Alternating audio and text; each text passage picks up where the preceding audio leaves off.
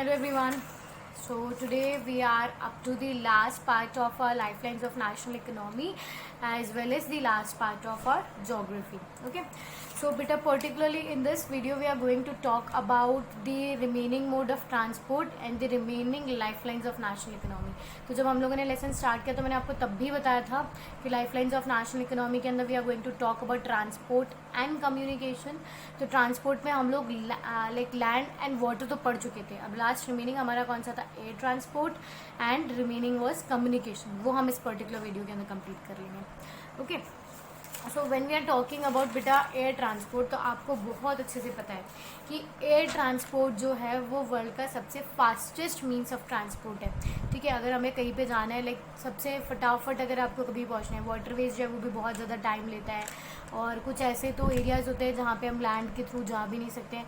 तो लाइक अगर हम जब एयरवेज की बात करते हैं तो इट इज़ दी सबसे फास्टेस्ट जिसकी हम बात करते हैं ना, सबसे ज़्यादा फास्टेस्ट मोड ऑफ ट्रांसपोर्ट की comparing to the three. Okay. It is best means of transport for remote inaccessible and hostile areas. ना व्हाट डू यू मीन? मतलब लाइक अगर हम बात करूँ कि माउंटेनियस एरियाज़ की बात करते हैं, बहुत ही ऐसी बेटा ट्रेन हो जाती है कि जहाँ पे ना हम लाइक हमारे लिए वाटर ट्रांसपोर्ट और लैंड ट्रांसपोर्ट को कंस्ट्रक्ट करना बिल्कुल भी इजी नहीं हो पाता है. ठीक है. तो उन एरियाज़ में और उन दूर वाले एरियाज़ में जहाँ मतलब लाइक टेक्नोलॉजी भी इतनी ज़्यादा डेवलप्ड नहीं है, वहाँ जाना भी हमारे लिए इतना इजीली पॉसिबल नहीं है. तो वहाँ हम रोड कैसे, रेलवेज, रोडवेज, वाटरवेज कैसे कंस्ट्रक्ट करेंगे, राइट? तो उन एरियाज़ के लिए सबसे बेस्ट मीन्स ऑफ ट्रांसपोर्ट जो हो जाता है वो कौन सा है? Airways. Okay. It plays a vital role during the calamities. आपने याद करो अभी लाइक कितने कैलामिटीज़ वगैरह होती है, ड्रॉट वगैरह होता है, फ्लड वगैरह होता है, फायर वगैरह लगी होती है. तो उसमें लाइक हमेशा जो रेस्क्यू का काम करता है ना बेटा, रेस्क्यू के लिए वो हमेशा एयरवेज होता है मैक्सिमम में. ओके. तो हम लोग यहाँ पे क्या क्या हमने एडवांटेजेस उन्हें समझे हैं यहाँ पे एयरवेज के कि सबसे फास्टेस्ट है, सबसे जो रिमोटेड एरियाज़ में सबसे जाने के लिए हमारे पास सबसे फेवरेबल मीन्स ऑफ ट्रांसपोर्ट जो है वो एयरवेज है. और कैलामिटीज़ के थ्रू वक्त में भी कि ड्यूरिंग द कैलामिटीज़ ऑल्सो ये हमें and the form of rescue mode of transport भी हमारे लिए काम करता है. ओके. तो इंडिया में बेटा जो एयरलाइंस आ गई, जैसे मैंने रेलवेज़ की बात करी थी, तो याद करो जो रेलवेज़ हैं वो केवल और केवल इंडियन गवर्नमेंट प्रोड्यूस कर सकती है और कोई प्राइवेट कंपनी उसे प्रोड्यूस या ऑपरेट नहीं करती है. पर एयरलाइंस जो है वो हमारे पास लाइक गवर्नमेंट भी है और प्राइवेट भी है. तो ऐसी कौन सी कंपनीज़ है इंडिया के अंदर जो ऑपरेट करती है एयरवेज को? तो एयर इंडिया जो है वो हमें इंटरनेशनल फ़्लाइट्स की सर्विसेज प्रोवाइड करती है, इंटरनेशनल एयर सर्विसेज प्रोवाइड करती है. इंडियन एयरलाइंस जो है वो हमें प्राइवेट या हम बोलते हैं ना डोमेस्टिक जिसे हम कहते हैं, ठीक है, डोमेस्टिक एयरलाइंस हमें ये प्रोड्यूस करता है. तो there is an important one word question can come to it is being asked. Okay. कि जो लाइक इंटरनेशनल सर्विसेज हमें कौन प्रोवाइड कर रहा है? Air India. और इंडियन एयरलाइंस जो है वो हमें डोमेस्टिक फ्लाइट्स प्रोवाइड करवा रही है. और जो हेलीकॉप्टर हुए, एयर टैक्सीज वगैरह हुई है ना, जो रिमोटेड एरियाज़ के अंदर जाने में हमें काम होती है, हेलीकॉप्टर्स वगैरह, वो हमें कौन करवा रहा है? पवनांस करवा रहे हैं. ओके. तो ये बेसिक कंपनीज थी जो हमें एयर ट्रांसपोर्टेशन हमें फैसिलिटेट करवा रही है. उसके बाद में बेटा अब ये देखो, ये चीज़ समझने की कोशिश करो. अब एयरवेज जो था, ऐसा नहीं कि एयरवेज हमने 1953 से ही यूज़ करना स्टार्ट किया. एयरवेज हमारी कंट्री में भी वन ऑफ दी मतलब लाइक पुराने फॉर्म ऑफ ट्रांसपोर्ट से हम इसको यूज़ कर रहे हैं. याद करो आपने रामायण भी सुनी होगी. रामायण के अंदर भी जो रावण आता है वो सीताहरण के लिए वो भी क्या यूज़ करता है? वो भी एयरवेज यूज़ करता है ना. ओके. तो that was just a joke. तो you need to understand that people were using airways like since prior than 1953, but it was nationalized in year 1953. Okay. So airways was nationalized in 1953. You are clear with this? After that you need to understand कि अब ये यहाँ से Airways के बारे में हमें जो क्वेश्चन है, ठीक है, जनरली 3 मार्क के क्वेश्चन में मिल जाता है, पर एक जो गारंटीड और एक श्योरिटी क्वेश्चन आपको यहाँ से मिलने वाला है, that is about the marking of map. Map question can कम. अब मैप में हमें क्या मार्क करना पड़ेगा? इंपॉर्टेंट एयरवेज हमें मार्क करना है. ठीक है. तो अब आप देखो यहाँ पे, तो आपको यहाँ पे राजा झांसी मिल जाएगा, यहाँ पे इंदिरा गांधी मिल जाएगा, यहाँ पे सरदार वल्लभ भाई पटेल का मिल जाएगा, छत्रपति शिवाजी का मिल गया, राजीव गांधी टर्मिनल मिल गया. ठीक है. नेताजी सुभाष चंद्र बोस टर्मिनल हो गया यहाँ पे. ठीक है. ये like I am not able to pronounce that word properly. तो ये इंपॉर्टेंट 8 आपको ऐसे मिले हैं यहाँ पे, ठीक है, इंपॉर्टेंट 8 आप 1 2 3 4 5 6 7 8 ओके। ये मेजर एयरपोर्ट्स आपको याद करना कंपलसरी है। यहाँ नहीं मार्क कर पा रहे हो या लोकेट नहीं कर पा रहे हो, बहुत सिंपल है। Open you NCERT books, NCERT text को जब आप देखोगे तो उसके अंदर आपको major sea ports and major airports उनका एक सिंगल मैप गिवन होगा। by heart that you have no other choice for this, okay? So moving further, so अभी तक हम लोग like modes of transportation complete कर चुके हैं, ओके। मोड्स ऑफ ट्रांसपोर्टेशन में लैंड हमने कंप्लीट कर लिया, वाटर हमने कंप्लीट कर लिया और एयरवेज भी हमने कंप्लीट कर लिया। कि ये भी समझ में आ गया कि इसमें इतना कुछ ज़्यादा लाइक बहुत हार्ड ज़्यादा समझने की ज़रूरत नहीं है, ये बहुत आप इजीली लर्न कर सकते हो, समझ सकते हो। अब हमारे पास बेटा नेक्स्ट आ जाता है कि हम जो है वो लाइक ट्रेडिंग कर सकते हैं only when we know how to communicate with people. जैसे मानो कि फॉर एग्जांपल मैंने एक बहुत अच्छा सामान बना के रख लिया, मैंने एक ऑब्जेक्ट बना लिया, एक ऑब्जेक्ट ए बनाया और एक ऑब्जेक्ट बी बनाया, ठीक है। बी की जो क्वालिटी है वो कंपैरेटिवली ए बहुत ज़्यादा अच्छी है, पर मैं मार्केट में प्रोडक्शन मतलब एडवर्टाइजमेंट जो कर रही हूँ वो केवल ए का कर रही हूँ। तो लोगों को अब किसके बारे में नॉलेज हो रही है, ए कमोडिटी ए के बारे में हो रही है, राइट। तो किसे परचेस करेंगे ज़्यादा, कमोडिटी ए को, क्योंकि लोगों को कमोडिटी बी के बारे में तो कुछ भी पता नहीं है। सो दैट मीन्स कि जितना ज़्यादा ज़रूरी हमारे लिए ट्रांसपोर्टेशन है उतना ही ज़्यादा हमारे लिए कम्युनिकेशन भी है। तो कम्युनिकेशन जो होते हैं बेटा वो दो तरीके होते हैं, personal communication and mass communication. पहले तो हम ये समझ लेते हैं कि पर्सनल और मास कम्युनिकेशन क्या होता है, ठीक है। Personal communication means talking to a single person at a time या 2 or 3 person at a time, limited people at a time.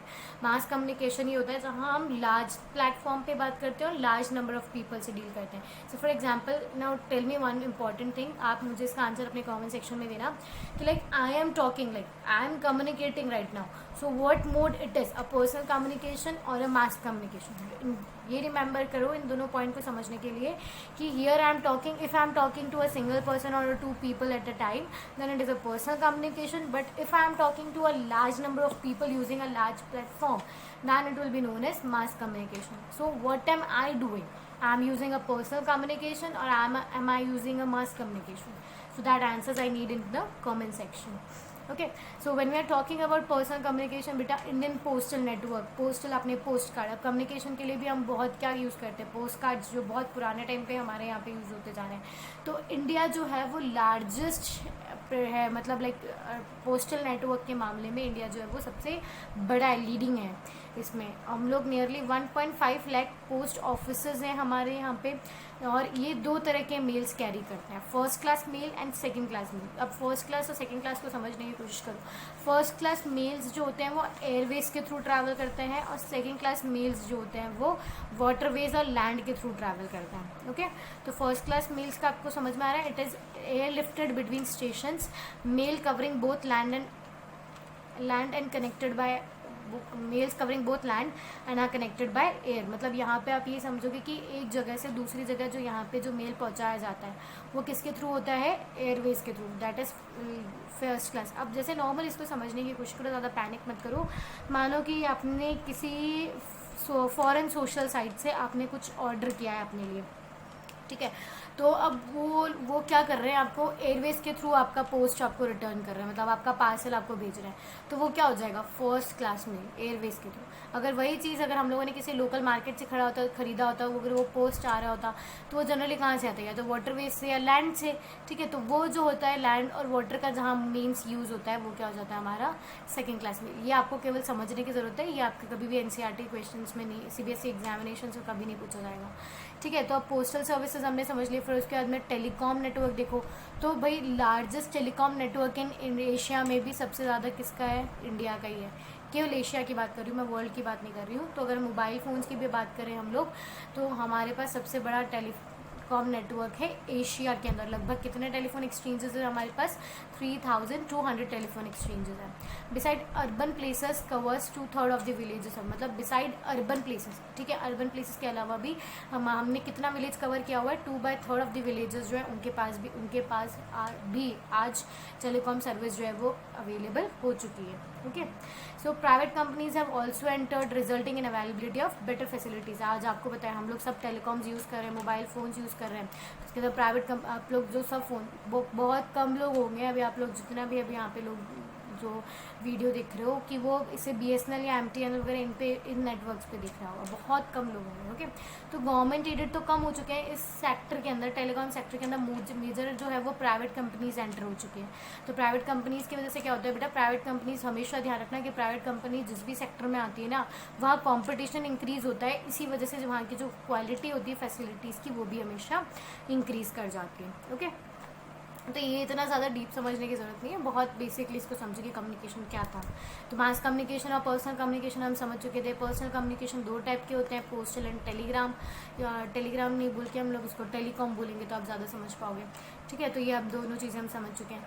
Now next, mass communication के अंदर देखो तो हम लोग क्या यूज़ कर सकते हैं, radio, all India radio channels हम लोग यूज़ करते हैं, Doordarshan, print media and large production और लाइक फिल्म इंडस्ट्री जो है हमारी, producers of film, features film. ठीक है, तो ये ऐसे सोर्सेज हैं जिनसे हम लोग एक स्पॉट टाइम पे बहुत सारे लोगों से बात कर सकते हैं। So that is TV, radio, internet and movies. ठीक है, तो आपको मैं पहले ही पूछ चुकी हूँ क्वेश्चन कि मैं कौन सा मोड यूज़ कर रही हूँ, आपको मुझे बताना है ऑलरेडी। फाइन, तो अभी तक हम लोगों ने क्या कर लिया, हम लोगों ने बात कर ली ट्रांसपोर्टेशन के बारे में और कम्युनिकेशन के बारे में। अब मैंने आपको पहले ही बता दिया था कि जो ये ट्रांसपोर्टेशन है और कम्युनिकेशन है, ये हमें किस चीज़ के लिए प्रमोट करने वाला है, ट्रेड के लिए प्रमोट करने वाला है। ठीक है, तो आप पहले समझो कि ट्रेड क्या होता है, the exchange of goods and services. ठीक है, among people is known as trade. और अगर यही ट्रेड और यही एक्सचेंज बिटवीन कंट्रीज हो जाता है तो उसे हम लोग क्या कर देंगे, इंटरनेशनल ट्रेड।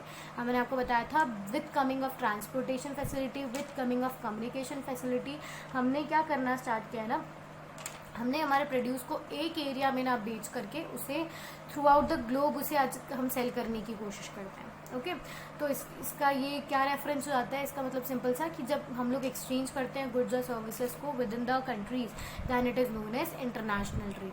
तो बेटा ट्रेड हैज़ बिकम नेसेसरी, ये भाई हम इसको इतना लेवल पे एक्सपैंड क्यों कर रहे हैं, क्या ज़रूरत आ गई कि हम इसको इंटरनेशनल मार्केट्स में जा रहे हैं। तो सबसे पहली चीज़ तो प्रॉफिट ही हो गया, वो तो आप बेसिकली जानते हो कि हमें एक लार्ज मार्केट मिलेगा तो लार्ज हमें बायर्स मिलेंगे तो हमें प्रॉफिट मिलेगा। फाइन, तो एक और चीज़ इसमें बेटा कि क्या ज़रूरी भी है वो भी समझो कि जो अब हमारी कंट्री जो होती है, हर कंट्री जो होती है वो हर चीज़ के अंदर सेल्फ रिलायंट नहीं होती, किसी ना किसी कंट्री को किसी चीज़ की ज़रूरत होती ही है।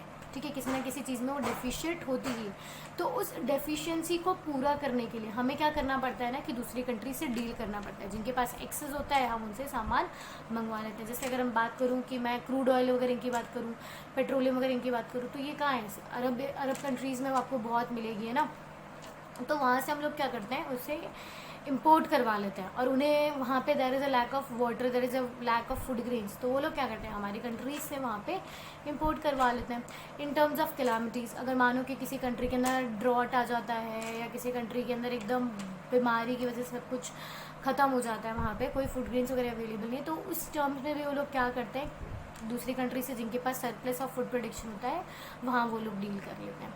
Okay, now there is what you need to learn here is now balance of trade. Balance of trade क्या होता है पहले तो समझो, export minus import is always a balance of trade. Simple सा फॉर्मूला है बैलेंस ऑफ ट्रेड का, the difference between export and import, export minus import is balance of trade. अब हम एक एग्जाम्पल के थ्रू इसको समझने की कोशिश करते हैं। ठीक है, अब I think so I will be able to have a note here.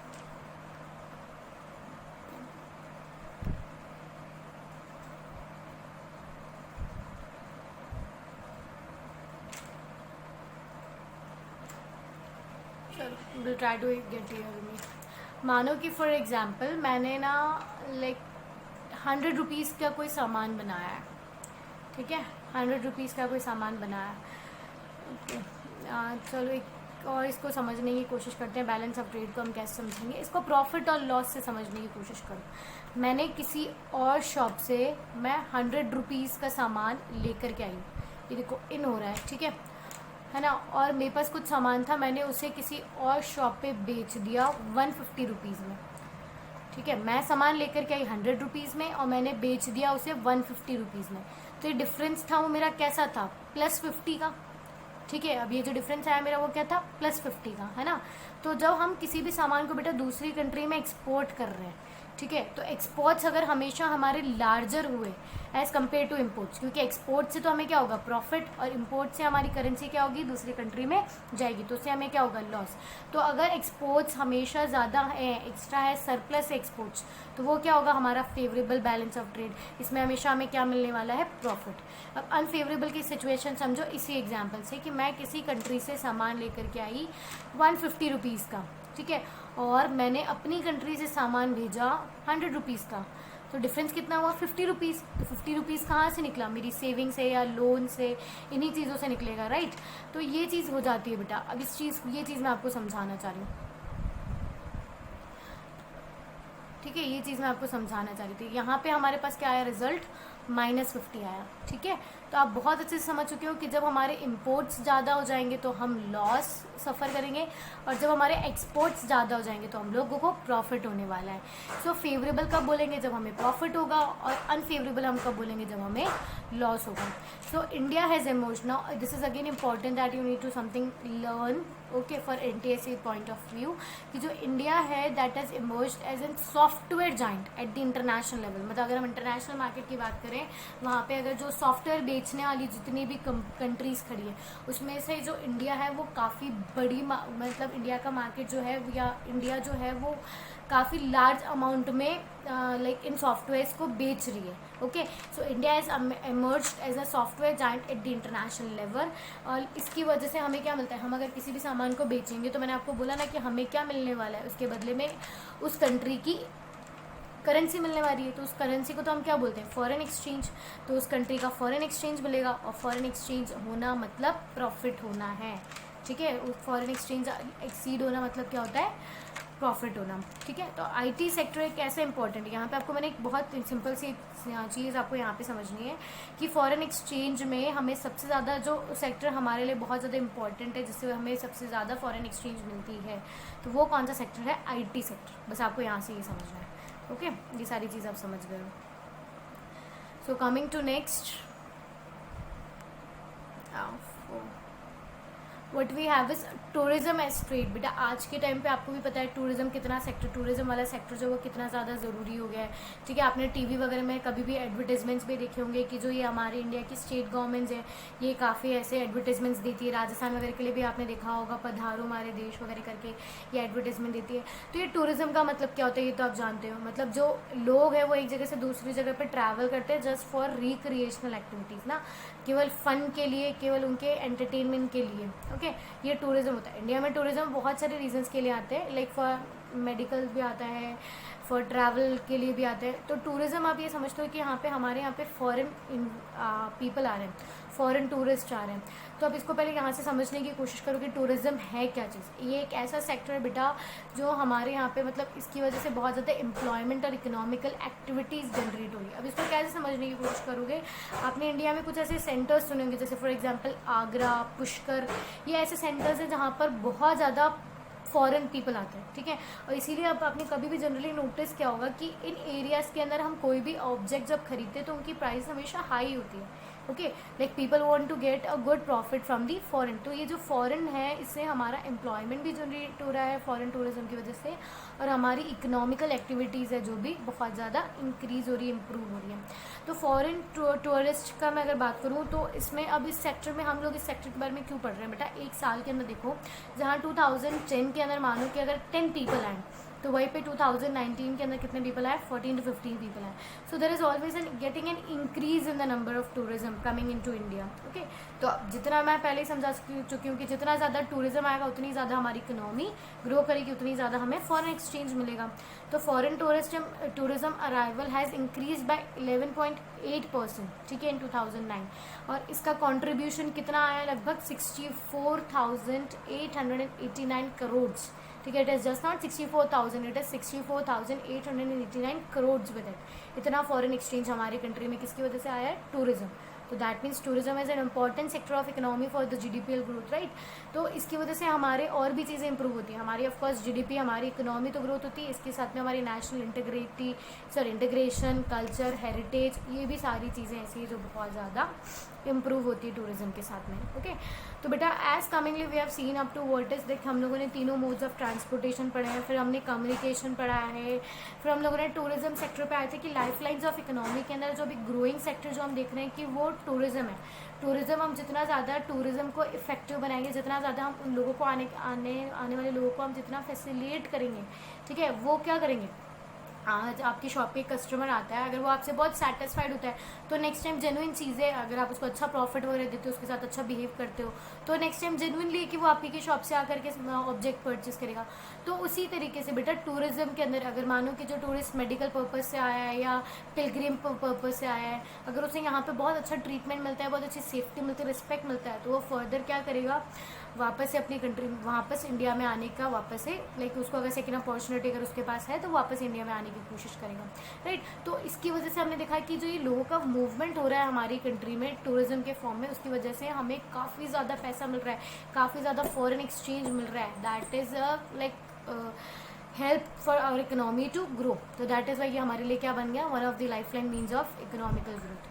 Okay, तो यहाँ पे आप सब कुछ समझ चुके हो अभी तक। हम लोगों ने land transport, water transport, air transport, communication और फिर ट्रैवल एंड टूरिज्म भी पढ़ लिया। बैलेंस ऑफ पेमेंट क्या होता है, बैलेंस ऑफ ट्रेड क्या होता है ना। बैलेंस ऑफ ट्रेड में एक्सपोर्ट शुड ऑलवेज लीड, अगर एक्सपोर्ट्स हमेशा हायर होंगे तो that means we are going to have profit.